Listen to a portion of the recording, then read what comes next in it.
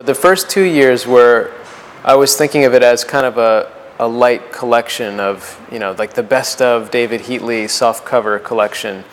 And after 2 years of working on it, I came up with this strip, Family History, and that became the glue that held the whole thing together, where I realized this wasn't just about me or, my quirky dreams or something. This was really kind of my grand statement to the world. This was like my life story. This was it. And it took 2 more years after that to finish it, once I kind of understood what the book was. So basically in the span of 4 years, I had to learn how to go from being a comic book artist to being like a novelist or a memoirist or a full-length book author. Everything did get added pretty organically, and I'd say, a big part of the process of making the book was just ordering it and figuring out what needed to be cut and what needed to be added, and that just suggested itself over the course of 4 years. I was really following where it led, and trying not to control it too much, just keep sort of being curious about it, keep listening to it.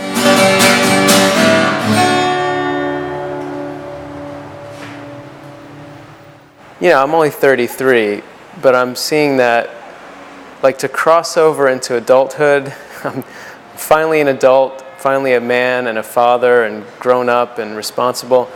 There's just this unbelievable amount of baggage to kind of sort through from when you're a little child to when you're about 30. It's just, each stage is just so loaded and so full of messages you're getting told. And so I guess in some ways this is my best effort at deconstructing and pulling apart everything I was given from my birth until now, and just seeing what has meaning, what felt like a bunch of lies, where's the truth in all this? That's kind of what I've been trying to sift through and find. I spent probably 2 years searching for a cover too. I did endless sketches, and I really hit on something when I felt like it's really about me falling from the sky and landing into this world. It's like, what? You dropped me into this? This nightmare of a place? And yet there's just something so like potent and magical and powerful about that kid arriving. Like, it does change the world every time a baby's born. Now this guy, George Saunders, this writer, he was quoting Martin Buber, who I haven't read, but he talked about like having kids for him restored the whole sense of just ethics and his quote was sort of like, this poor homeless bum on the street was once someone's beloved baby, and once you have a baby you realize just how heartbreaking that is, or how everyone should have love, how everyone should be cared for and loved, just like a little baby is. And we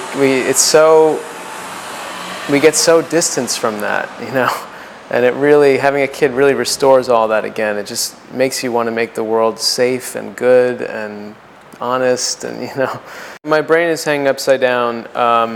It's taken from a Ramones song, subtitled Bonzo Goes to Bitburg, and Joey Ramone wrote it about Reagan going to Bitburg Cemetery in the 80s and visiting these like SS troopers were buried there, and people were outraged. They told him not to do it. He went anyway, and it was this kind of fiasco. And so Joey Ramone wrote this passionate anti-Reagan kind of punk rock song, and I like it to some extent as a political song, and I can kind of play it and kind of rage against Bush or whatever. That has some of that energy for me.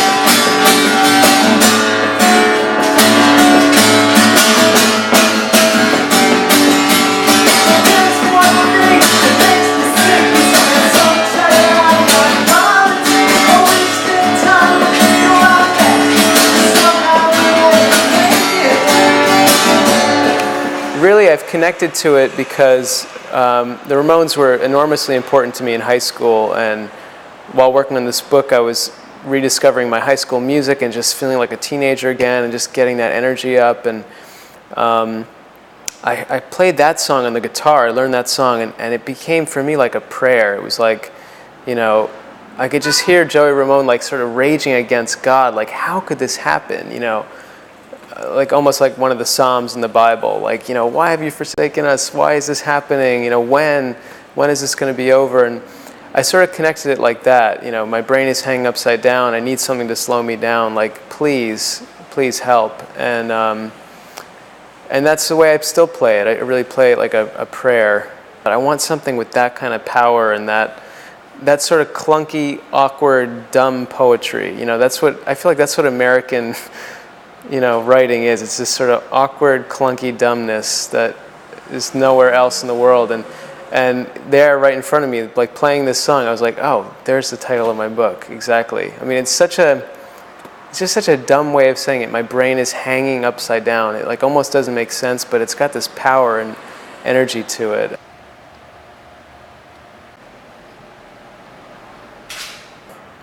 Yeah, you know, I've been a musician for longer than I've been a cartoonist. It really comes from having my dad sing around the house when we were little. He would just be like walking around the house like belting out these show tunes, you know. Deep in your soul says you were half, now you're whole. No more hunger and thirst, but first be a person who needs people. People who need people are the luckiest people in the world.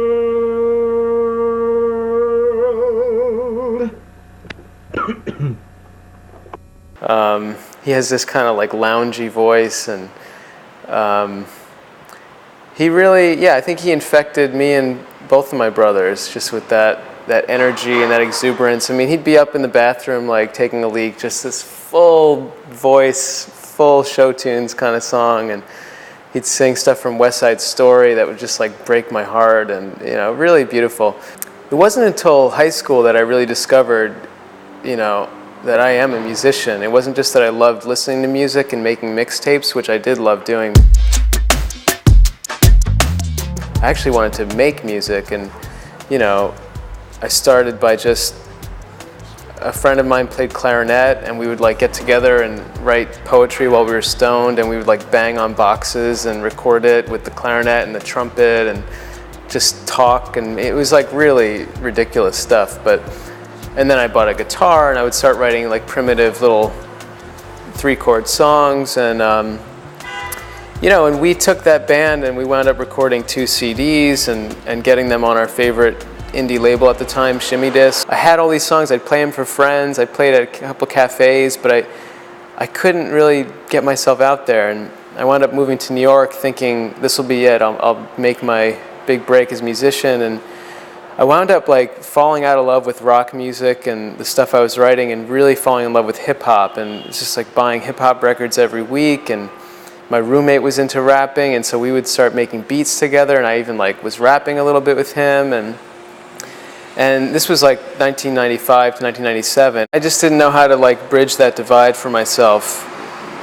You know, indie rock and then hip hop, like Wu-Tang Clan style hip hop. Like what? Where's the common ground here? And there was really no white rappers at the time. Eminem wasn't even out yet. It was unthinkable that I would like try and shop these tapes around and get myself a deal or something, you know. It just wasn't.